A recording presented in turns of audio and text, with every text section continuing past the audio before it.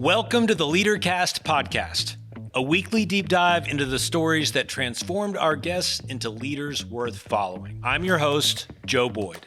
If you've been enjoying the podcast, thank you so much for being a listener. One simple thing you can do to help us out is give a review wherever you listen.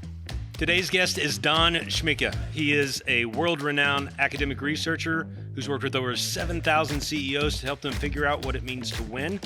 His background is in human grouping. This is a super fascinating conversation, and you're going to find out the one thing he learned from his partner who spent his life pulling dead people off of mountains when they died. Don Schmincke, welcome to the LeaderCast podcast. We are so excited to have you today. Great. Thank you. Can't wait to hear more. I got kind of some bullet points on your story, and it looks adventurous. I've had moments. Yeah. I've had moments.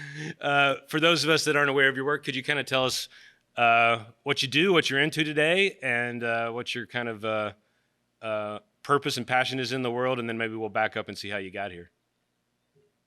Sure. I mean, right now we're working on entrepreneurship, exploring that. That's where our new research is. And looking at, why do a lot of entrepreneurships fail, and what do we do about that? So we're applying our anthropological and genetic and biological research into that area. So it's kind of cool. We've got a book coming out this fall called Winners and Losers, and basically it's what I've learned from 30,000 CEOs on how to come out on top. And again, we'll have the medical backgrounds and it kind of expose some mythologies that we're going to debunk some ideas and replace them with actually proven, validated gotcha. facts. Can we get one hot off the press idea before the book comes out right now? Oh, geez, there's so many. One hot idea would be, we noticed that we're teaching leadership all wrong. That, we try to start these businesses, entrepreneurs try to, they think that followers follow leaders. And I think we teach that a lot in our universities. But we found out that for some reason, when Apple, they ended up supporting our innovation research through Cameron Luckman and my colleague. And I couldn't understand why Steve Jobs led in a way that they wrote books about him that said he didn't do it. He didn't do what we said we should be doing. Yeah. I think a lot of people said asshole a lot. Sure, I've heard that. And I thought, how does a person who is talked to about that way create the most powerful company in the world? Yeah.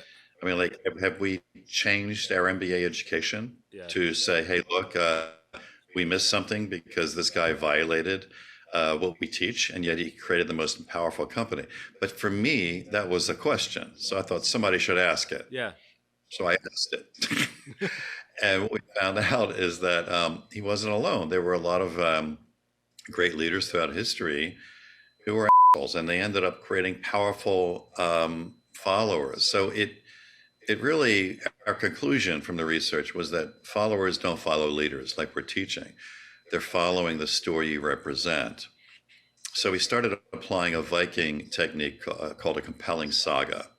We began to realize that leaders should be taught that people are following the saga you represent, the story you represent.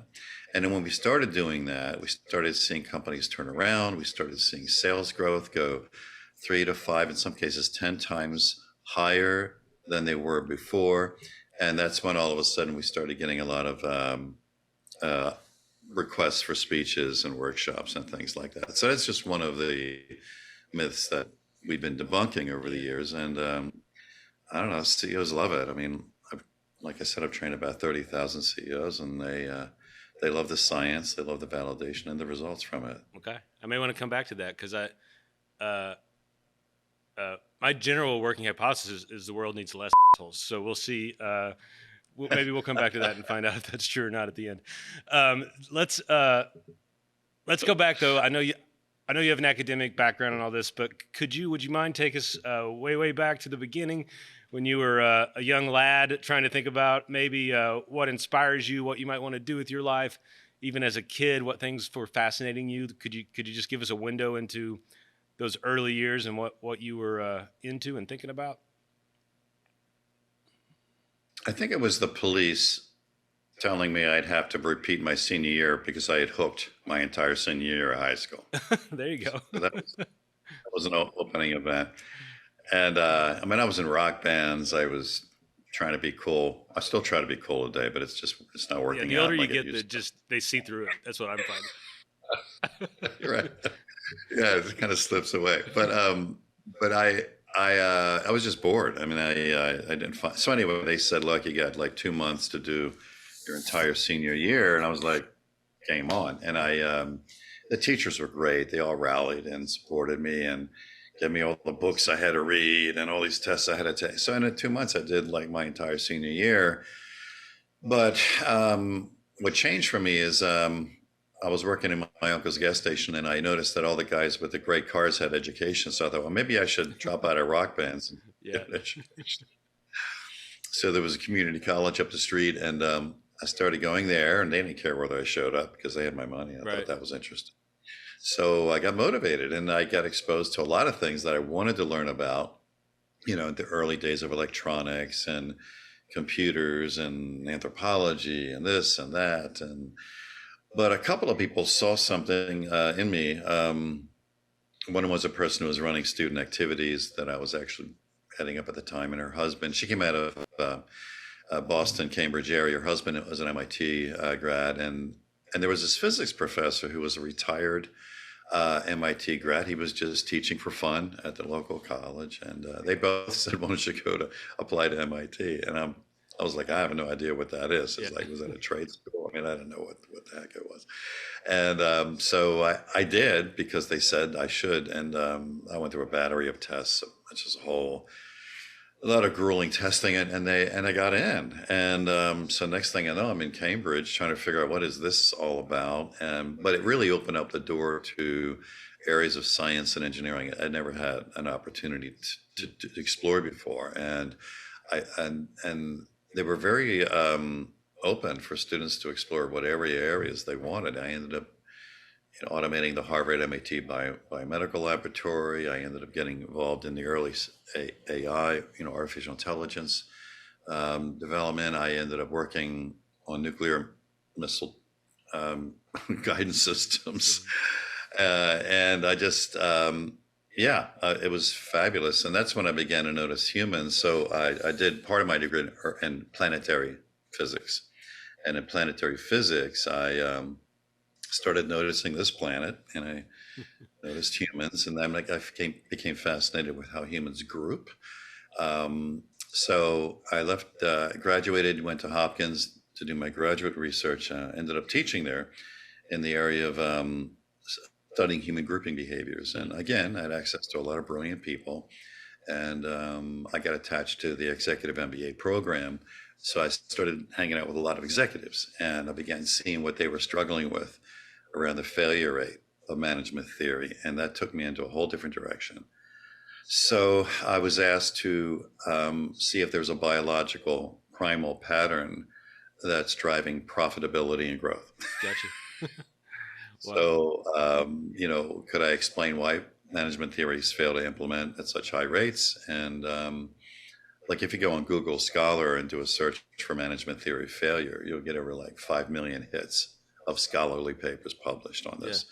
So it wasn't like a new idea. I was just asked to try to explain it from a scientific, biological level. And so that's what started it. And we started discovering some amazing things. So Oxford let me publish an ancient manuscript they had for training samurai executives. Wow. And so I published a book called The Code of the Executive, and the Code of the Executive took off, and like a dozen languages, I lost count. And people started saying, can you teach us more about what you're discovering? So a lot of the work that we ended up with was not only scientifically validated to explain the failure rates of management theory, but how to drive it to improve sales and performance by magnitudes more than people had seen using traditional consulting models. But it was also validated through thousands of years of history. So that's a good way to validate a theory. Has it worked for more than a few centuries? Sure.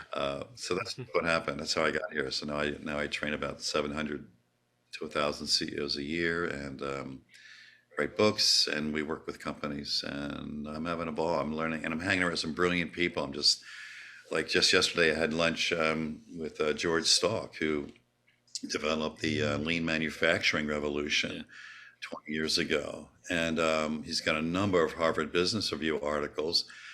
Just published one this past year on disruption, and he just told me I've got a new one out. He just emailed me this morning, so I got to look that up. But it's great because I'm able to just hang out with these brilliant people and learn from them, and try to parlay that into actionable ideas for CEOs in driving their companies forward. So that's kind of a long answer to your question. No, I love it. You kind of buzz all the way through, which is great. 'Cause I do have some specific questions with your background that I'm curious about as a leader of this organization, and then of course LeaderCast. We have broad influence over almost every sector in the world. We're the worst and best thing about LeaderCast is we're for leaders everywhere. So it's not one particular kind of leader. Bigger companies and small mom and pop companies and school teachers and moms and dads, people just find us and want to be better leaders. So I think I have an assumption that you can let me know how I'm doing, that it feels like the world is more desirable and open to a more sort of empathetic leader, maybe a little more vulnerability, as opposed to what I would consider like a classic sort of confident walls around me, the sort of dictatorial kind of leader. And I'm curious if, I guess what made me think of that is I have assumptions that the samurai executives weren't super touchy-feely soft skills, but I might be wrong. Is my perception that the world is moving a little more that way accurate in your mind? And what are your thoughts on whatever I'm trying to ask you would be great. Not a great question, I understand. No, it's fine. I get it. I think we're moving back to empathy and vulnerability and trust. It's not a new idea. I think during the Industrial Revolution, we shifted our beliefs to running the world like a machine. And so we might have, when we left it to become more machine-based in terms of our style of leadership. And it worked. I mean, there were a lot of great corporations that were built around that. But in the ancient ways, you wanted people to be willing to do a couple of things we should be teaching more of in our leadership programs and in our schools and our internal corporate universities. I think a required course that is not offered anywhere is, are you willing to suffer and sacrifice with us? And suffering and sacrifice is not found in any academic curriculum. Unless you're in the military. Right. And what I found is, why is it missing? Because it was always there. Like, why did we stop? And so for you to be willing to suffer and sacrifice with someone, you have to have a level of trust and realize that some of these areas of empathy are important, because you have to join to believe in the cause that's ahead. We don't teach that. We kind of stopped over the past 100 years to do that. Now, some companies still do, and they're really great, and you can see the results they produce. But generally, we don't teach people how to die for a cause. So we lost it. And now we get books coming out on empathy and vulnerability and all that. I'm thinking, well, thank God we've been doing this for thousands of years. Why did we stop? We think like it's a new idea. It's not a new idea. Organizations that have been willing to suffer and sacrifice together for a greater cause outperformed organizations that were just following a blind leader that they didn't trust. Or a leader that just wanted to make everybody happy. I know there's a big happy employee movement going on. It was more like, happy employees are great, but the big question none of these authors and speakers are asking is, what do your people do? What do your people do when they're not happy? Do they lock arms with you, or do they go into battle, or do they turn and run? And we use a lot of military terminology because it's the most documented industry in the world and the most interesting litmus test of performance. Because it's one thing to say, hey, it's great. We're having fun and we're doing good things for the world. But it's another thing to say, okay, what happens when the going gets tough? What happens when you have to compete? What happens when the company is going bankrupt? What happens when, the forces of the market just don't agree with your opinion? And that's the time when you see great leadership emerge, or not. But yeah, so I think when we work with companies and we're able to invoke this level of performance, execution speed and decisiveness and accountability go up. And when it goes up, sales go up, competitive advantage goes up. So we've learned a lot by, like I said, working with great organizations, learned a lot working with Black Hawk Down and Matt Eversman and people like this, in terms of how do you get superior performance, and what are you doing that we're not teaching in our business schools? That's what I'm interested in. Yeah. And so that's how we end. I'm a bit of a serial entrepreneur. I've started a few businesses. Some of them have worked. And I do wonder, like, what you're saying makes total sense and resonates as truth to me. I also, just so you know, happen to have a theology and religion degree. So I can clearly see in religious leaders how, take Jesus as an example, is certainly rooted in suffering for a cause, right? His whole story ends up in, suffering. So, Yeah. But I guess in my mind, and any great causal leader, like a Martin Luther King, Gandhi, anyone we think of, it's going to make sense that there's a greater cause and there's suffering, because to me, those feel like, the ultimate fight of humanity to sort of overcome ourselves or something like that. But then I think of businesses I've led in the past, or my friends are leading, or the folks that listen to this that are like, look, I started in a company selling a better toothbrush, and people really like it.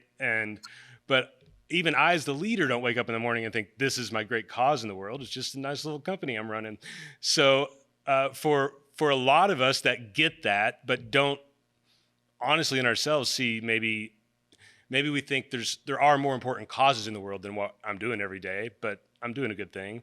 How do you bridge that gap without, I guess, feeling like, I don't know, my words would be like a con artist or like a crooked televangelist, or like you don't want to like convince the people following you that this is some changing the world thing if it's maybe not, just making the world a little better. So what do you think? How do you deal with that if that's sort of your inner dialogue as a leader?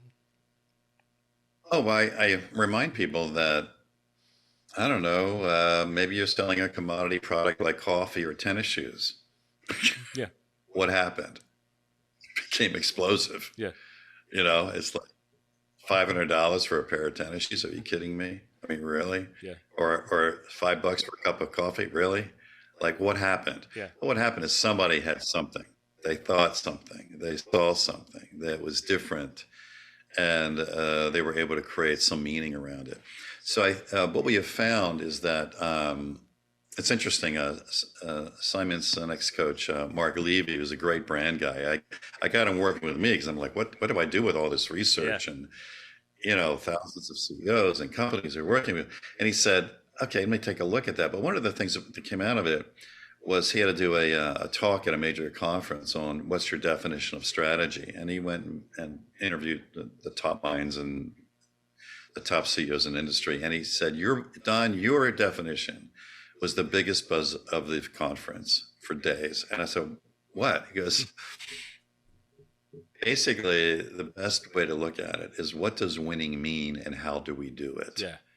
And that is the best definition of strategy. And so it comes back to, what does winning mean? Because people want to do that. In fact, this book I have coming out in the fall called Winners and Losers, it has to deal with that. We should be teaching more about how to lose powerfully, because great entrepreneurs lose powerfully. And you mentioned in your case, you had some things didn't always go well. Yeah. But there was something about losing powerfully where we learned and we grew and we got a better insight and awareness, and all that comes together. So when I look at these top entrepreneurs in the world, their history that people never write about are all the failures they've had leading up to this moment. And so when we talk about, so you're making a toothbrush, what does winning mean anyway, to you? and people will rally around that. Gotcha. So if you look at the meaning of that, it takes on a whole new dimension. And look, all the commodity products I mentioned as an example, which became incredibly highly profitable, highly branded, because somebody made it mean something. That's the story, right? I'm a story nerd. We generally root this whole podcast in kind of Joseph Campbell's hero's journey, if we can. But Oh yeah. but that's what I hear you saying is people rally around a story more than even a person or even a cause. Sometimes it's the story that they believe and want to be a part of. There's a new. I was just fascinated. I obviously hadn't planned on saying this, but there's a new movie coming out about the Air Jordans. I don't know if you had seen that. I heard about it. Or the trailer or whatever. Yeah. And there's also one coming out about Tetris. It's just interesting to me now that like our movies are about our products and the stories behind them. But I want to see both of them. I'm sucked in. I want to see it. While we're there, since with all your research, do you have any thoughts specifically for those folks that with me are kind of way into story theory around like Campbell's hero's journey and how that plays into leadership or sort of this idea of storytelling and telling a great story, anything you've learned through your research about how great leaders use story, are storytellers, et cetera? Yeah, I think, yes, story works because our species has evolved following story. So, the neocortex, when that was an evolutionary event, all of a sudden we were able to have thoughts. And with thoughts, we were able to have story. So you go back for thousands of years, or you talk to any anthropologist, a lot of the grouping behavior and a lot of the expansion of markets or migrations in the day were around people following a story for what's ahead. And that always will be there, I think, until we get replaced as a species. So the problem, though, is I found when we did autopsies of companies, because we found out like every year there's a best-selling book with the top great companies, and we all want to be like these companies, and we try to emulate these companies, and what do they do to become great? But nobody talks about like 3 years later, they're off the list. I'm like, why did they die? And so when we started doing our autopsy research, we found out it's not just about the story. The story needs to make strategic sense. So when we run into companies where they've got this great story, it's like, great, but how does that support you winning? And then they can't answer the question. They like shut up. They're like, oh, I never thought, nobody ever challenged us that way. It says, no, that's the point. Sure, you want story, but the story has to index to strategy. The story has to index to something to allow you to win, however you define it. The winning could be a purpose in the world, or some great cause you're behind, or capturing a market, or bringing a new technology to the surface, whatever that is. But what's the strategy behind the story? Because so many autopsies are out there of companies that died with great stories because the stories didn't make strategic sense. They didn't empower any sort of winning. Everybody felt good.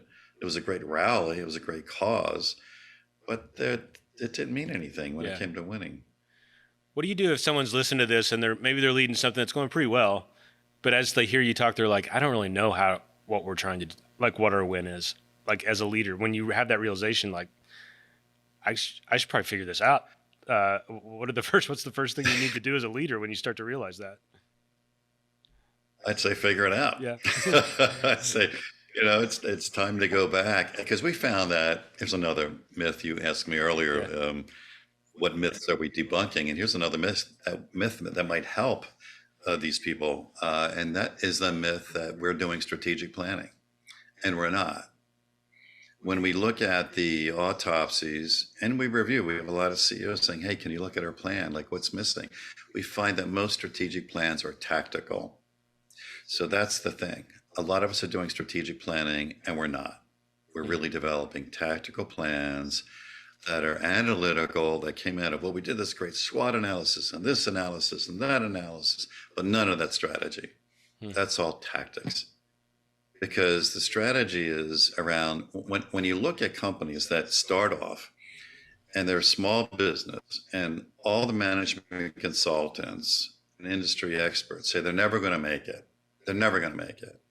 And this company rises up and not only makes it, but dominates their entire market.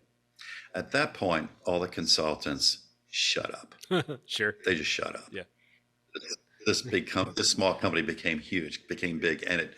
And I was always curious, why has no one asked the question? How did that happen? There's a company all the experts said would fail, and they didn't. Yeah. And they outmaneuvered the rest. What we found out is they were using intuition. They were out intuiting the enemy's moves. They were out intuiting the market. They're shifting their beliefs around where the real battlefield was and who the real enemy was and how we're going to win. And that's what strategy is. So I would say to people that are maybe getting a little nervous about these questions is open up your strategic plan. Does it show how you're going to outmaneuver? Does it really define the battlefield tomorrow, your market landscape tomorrow, and where you're going to position yourself, and how you're going to outmaneuver, how you're going to out-intuit the forces against you? If it does not, you don't have a strategy. You got tactics. So therefore, I would say rework your strategy so it's really strategic, because when you come up with a winning formula, here's where we're going, here's what's going to be against us, and here's how we're going to outmaneuver that to win. Now that becomes the source of creating a story. Super helpful. That resonates with me very closely, that I will not even admit on my podcast. Just in the day-to-day living, this particular company I'm leading right now, there's such a in everything we ever do, I think tactics make us feel safe and comfortable. Yes.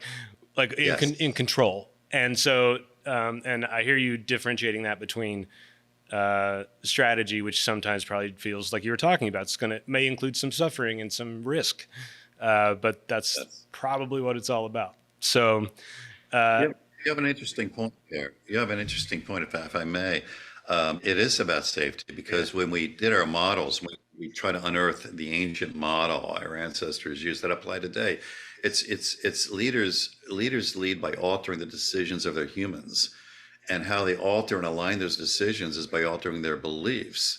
But then we get seduced into these tools, which we need tools. Like, what do I got to do? How do I do it? 35,000 business books a year are published on what do I do and how do I do this differently, which is great, because tools are great. But the problem is we get seduced by them because they make us feel safe, because the analysis and the models and the things you said are exactly, it's safety. So we get seduced by the human instinct for safety, and we get seduced by our tools. Now, when my co-author, Chris Warner, when we wrote this book on high altitude leadership, he was pulling dead bodies off of mountains.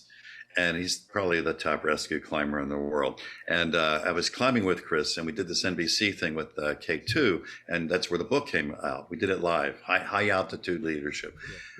Dead bodies, when he's pulling them off of mountains, are clutching their tools because they believed they would make them safe. And I said, Chris, dead companies, same thing. Interesting. Clutching their tools. All their processes, all their systems, all their new software, all their new best-selling books on their shelves, and they all die clutching those tools. And that's the point. We're reaching for safety, whereas your point is well taken. We should be reaching more for the risk, what do you call the art of crafting beliefs. There are no tools there. We're like, as an entrepreneur yourself, there was no checklist, there was no formula. Yeah. You were like figuring stuff out as you were blazing the trail to this new possibility. And that's, I think, we should be teaching more of. Well, you got me fired up. I'm ready to go lead today. Thank you so much for being a part of this. Don, if folks want to connect with you or buy your books or hire you as a consultant or anything in the world, how should they get in touch with you? Well, you can email me at don@sagaleadership.com, or the website is SAGA. We stole it from the Vikings. SAGA Leadership, SAGA Leadership.com. And love to get the word out there. Awesome. Don, thank you so much for your time. Really appreciate it. I'm sure we'll be in touch again. Great. Thanks.